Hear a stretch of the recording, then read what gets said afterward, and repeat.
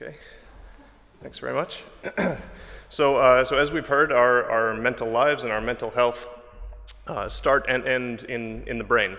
So from the perspective of a basic scientist, we hope that by understanding the brain in clearer terms, we may be able to treat and prevent mental illness more effectively in the future.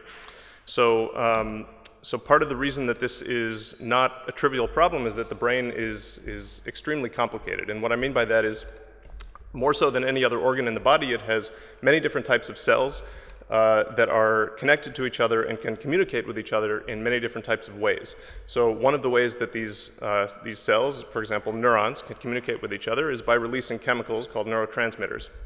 And these neurotransmitters allow different cells in the brain to communicate across space and time and send the appropriate messages across different parts of the brain to drive all of our behavior.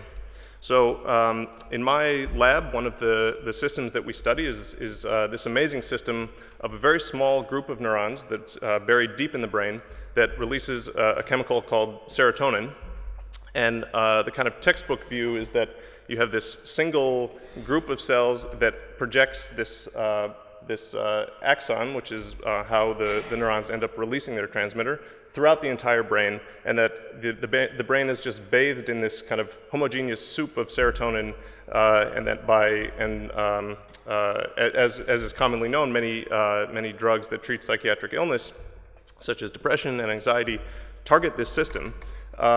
But we really have no idea why it works for some patients and why it doesn't, why it comes with side effects in some patients and why it doesn't.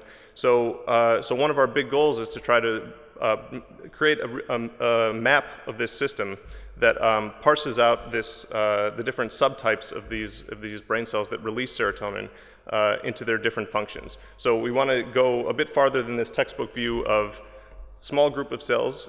In humans, it's about 500,000, and it projects really to everywhere in the brain, but it's not the case that each one of these 500,000 cells projects everywhere in the brain. So we really want to understand the diversity of this system and what the different types of serotonin neurons are doing. So a kind of nice analogy, I think, is that this group of 500,000 cells that's about the population of Cambridge or Oxford is sending its message, broadcasting some signal to almost all 90 billion neurons in our brains. So that's over 10 times the population of the entire Earth. So thinking about it in those terms, there must be some kind of important message that's being relayed here, but we don't know what it is. So from our approach as physiologists is to try to eavesdrop on the activity of these neurons that are releasing serotonin, and ask when and where are they releasing serotonin in the context of very simple behaviors in experimental animals. The big questions that our work is covering now, that we have generous support from MQ for, is at a basic level, what is the relationship between serotonin release and simple, well-controlled behaviors, which we hope then extrapolates to the kinds of behaviors that we can start thinking about in terms of mental illness. Secondly, what is the function of serotonin in different parts of the brain? So this gets at what I mentioned, that not every serotonin-releasing neuron projects everywhere in the brain. There are some that send their signals to one part of the brain and others that send signals elsewhere. So can we start to understand what the diversity of this system is all about? And then finally, broadly, how does serotonin affect emotional behavior?